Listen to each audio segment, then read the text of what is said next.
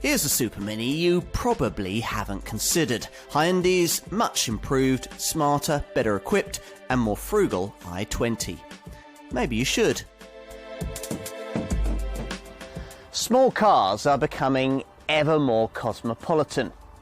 Take this one, Hyundai's i20 Super Mini. Built in India, designed and engineered in Germany and brought to us by a Korean car company, it's a sign in more ways than one of how the motor industry is changing. And of how Hyundai is changing. As the brand edges ever up market, customers expect more from their cars, and this one must deliver. What's more, it must do so in the face of competition as good as Ford's Fiesta, Volkswagen's Polo and the Peugeot 208. That's quite a big ask, hence the Korean company's introduction in the spring of 2012 of the revised, more frugal and more smartly styled model on test here. As its name suggests, the i20 slots neatly in between Hyundai's i10 city car and i30 family hatchback, both impressive but often rather forgotten choices in their respective sectors. Now, you could make much the same observation about this i20, for apart from a brief sales spurt following an original launch in 2009 that was boosted by interest in the government's short-lived scrappage scheme, this car had become a rather forgotten choice in the Super Mini segment prior to the arrival of the revised model that we're going to look at here. This improved version, though, demands more interest from small car buyers, with what the importers describe as a class-leading running cost and value proposition. It's the kind of car you'd expect from a brand that in recent years has shown an admirable readiness to face up to almost any challenge. We didn't think that they could build a best-selling city car, but they did with the i10. We didn't think that they could build a family hatchback to challenge Ford's Focus, but that was handled by their i30. Even so, you might be forgiven for thinking that competing with the very best in the Super Mini class might be an assignment too far. Will this revised model's sharper looks, extra equipment and better efficiency really swing the balance for UK buyers? Let's find out. Now, motoring journalists may witter on about whether this car is as good to drive on the limit as a Fiesta, but that'll be a complete irrelevance to most likely customers who will appreciate this Korean model's supple ride and undemanding driving dynamics, but otherwise simply turn up Radio 2. That said, having put myself in the mindset of a potential buyer, I've quite enjoyed driving this undemanding little Super Mini. The first thing that you notice out on the road is just how light all the controls are to operate. The clutch pedal, for example, feels like it's attached to fresh air, so easy is it to prod to the floor. And the electrically assisted steering and manual gear shift are also fingertip light. The brakes too will be fine for most users, with plenty of pedal feel and just the right amount of assistance.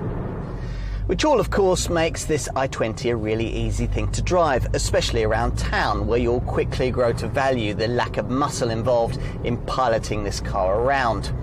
The suspension is relatively soft, ironing out the worst excesses of our patchy urban tarmac. But it's also not too roly-poly if you suddenly find you've left something in the oven or find yourself running late and need to pick up the pace a bit on a cross-country route. It's only when you really start driving this Hyundai like you're a star in a reasonably priced car that it begins to lack a bit of polish. Still, how often do you see Super Minis cornered as if they were being stolen?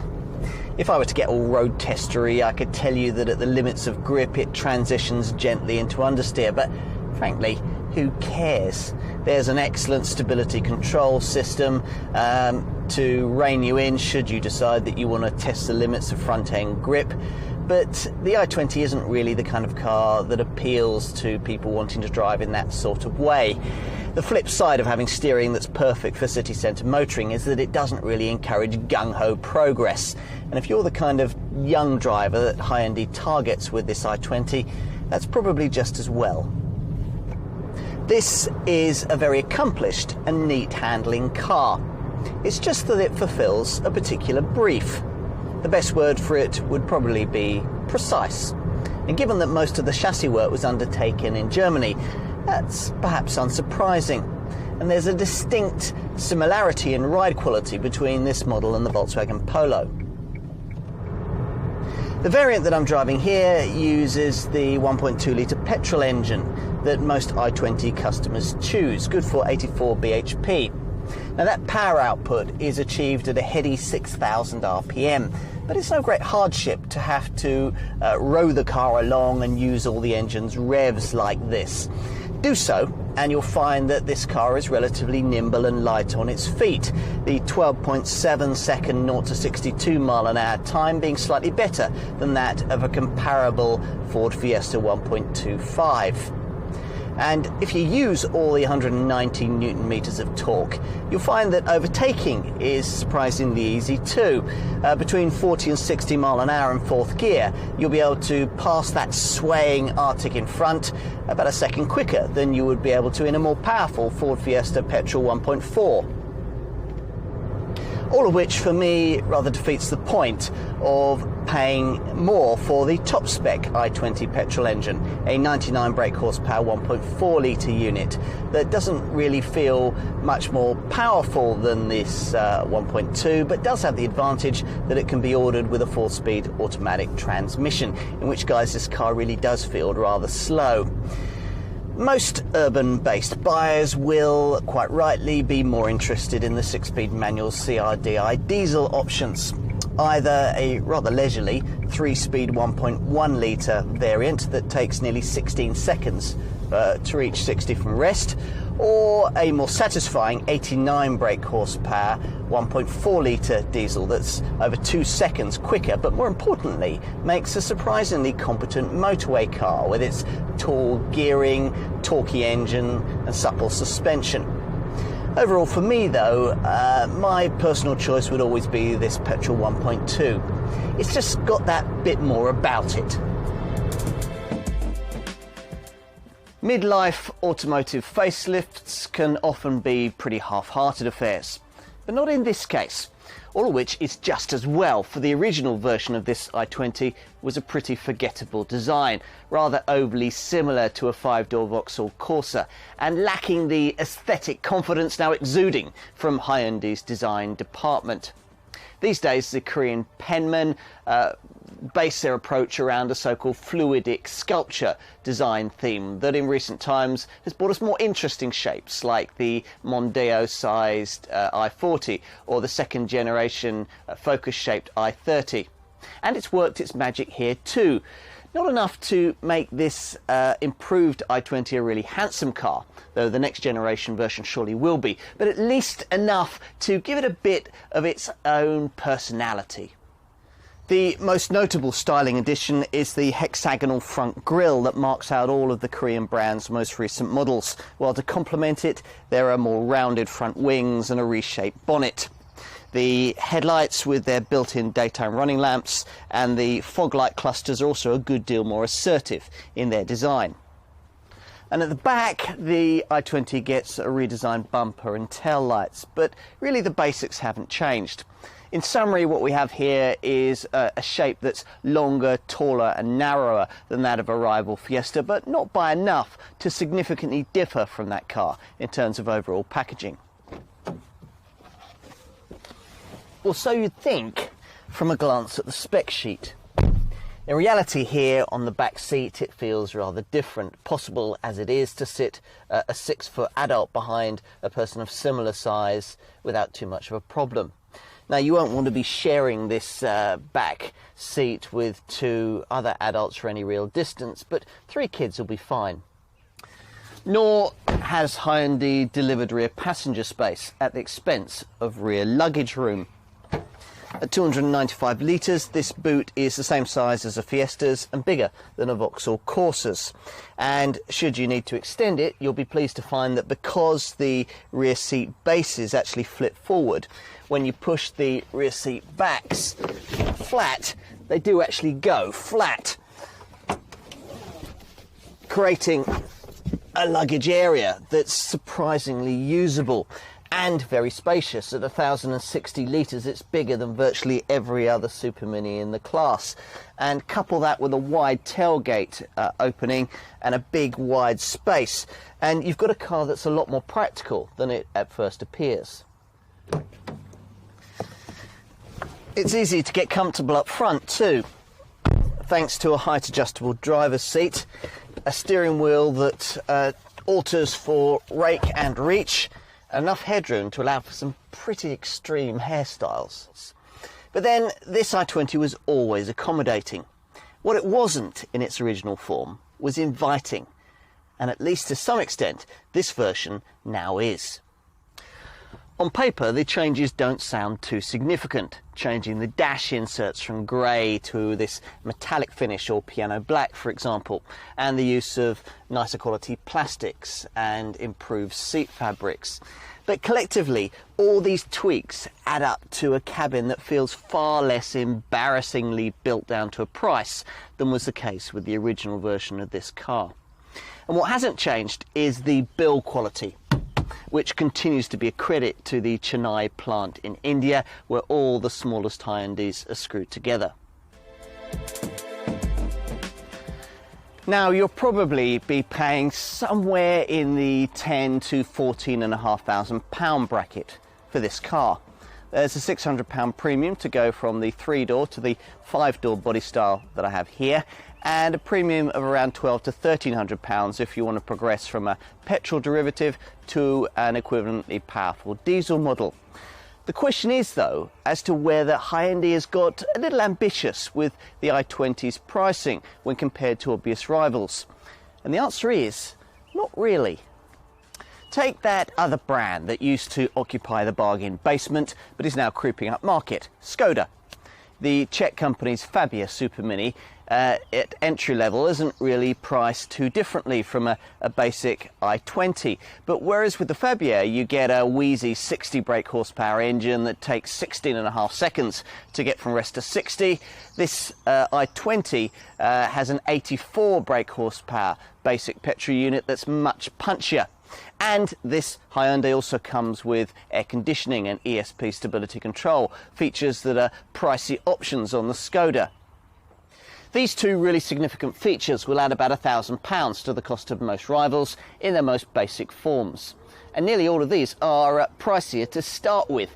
Take Ford's Fiesta, about £500 more in most model-for-model comparisons.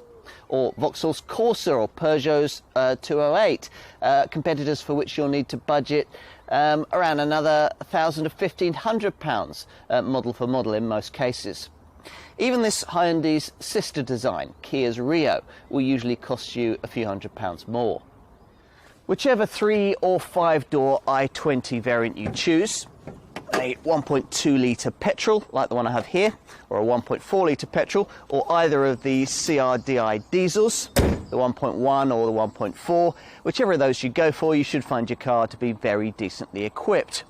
As well as air conditioning and ESP stability control, even the very basic variants come with features like a decent quality MP3 compatible CD stereo with USB and aux-in connectivity, front electric windows, remote central locking and a trip computer.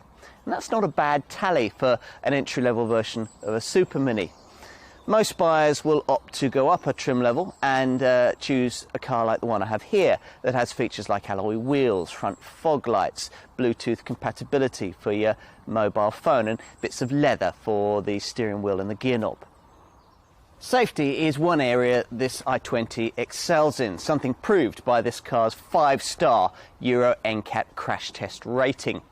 Other Super Mini makers force you to pay more for things like stability control and extra airbags at entry level, but Hyundai doesn't, including 6 airbags, Isofix child seat fastenings and, as I've said, ESP right across the range. Now, that could be potentially life-saving, particularly if you also take into account the provision of this car's clever VSM vehicle stability management system. It's a setup that maximises traction if one side of the car has more grip than the other, say if you're driving along and there's wet leaves, ice or standing water at the side of the road.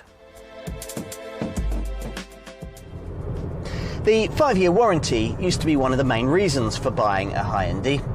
Today, of course, there are other incentives, but the comprehensive triple care after-sales package remains a big draw. It's a really good unlimited mileage deal that also includes annual vehicle health checks and roadside assistance for added peace of mind. None of which would matter much if day-to-day running costs weren't to be up to snuff. Are they?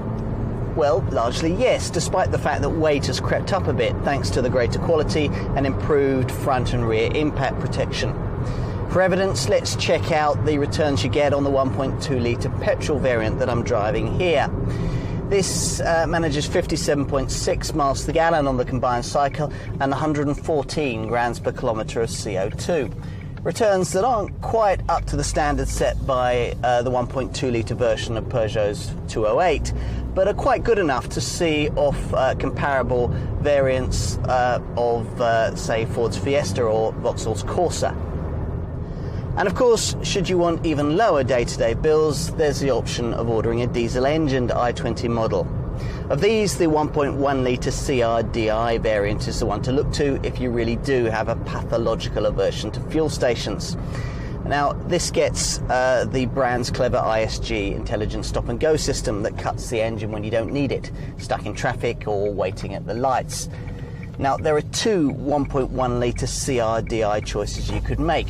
The standard version has air conditioning and returns 74.3 miles to the gallon on the combined cycle and 99 grams per kilometre of CO2. But you can also order yourself a 1.1 litre CR-Di Blue version that does without air conditioning, but in return gives you a really impressive set of running cost figures. 88.3 miles to the gallon on the combined cycle and just 84 grams per kilometre of CO2. Figures that at launch made this variant the lowest emitting diesel powertrain on sale. If you'd like a pokier diesel i20 and you can stretch to the 1.4 litre CR-Di and go for the Blue Drive model, then to some extent you can have your cake and eat it, because you can get an air-conditioned cabin and very impressive running cost returns, namely 76.3 miles to the gallon on the combined cycle and 96 grams per kilometre of CO2. What else? Well, insurance groupings for mainstream models range between 9E and 13E on the 1 to 50 grouping scale, which should prove affordable. Consumables like brake pads and tyres are cheap, and residual values, based on recent history, should stand up pretty well by the class norm. On the standard 3-year ownership term, you can expect to get around 48% of your original purchase price back. Used car buyers, it seems, are attracted by the transferable warranty, the affordable insurance premiums, the respectable economy figures, and the high customer satisfaction scores. There wasn't much wrong with the original version of this i20 that a bit of personality wouldn't have put right. Well, this revised version delivers that, along with a smarter cabin, stronger equipment levels, and lower running costs. True, pricing has crept up a little, but this Hyundai still remains one of the value leaders in the Super Mini segment, particularly when you take its class-leading specification into account. What's not to like? Well, there are trendier, higher tech and more avant-garde rivals. Some of them are better to drive too.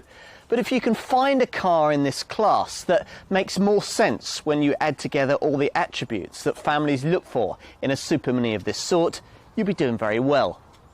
And these, remember, are times that more than ever call for sensible decisions. Like the purchase of an i20? If your target market for this car, you might well think so.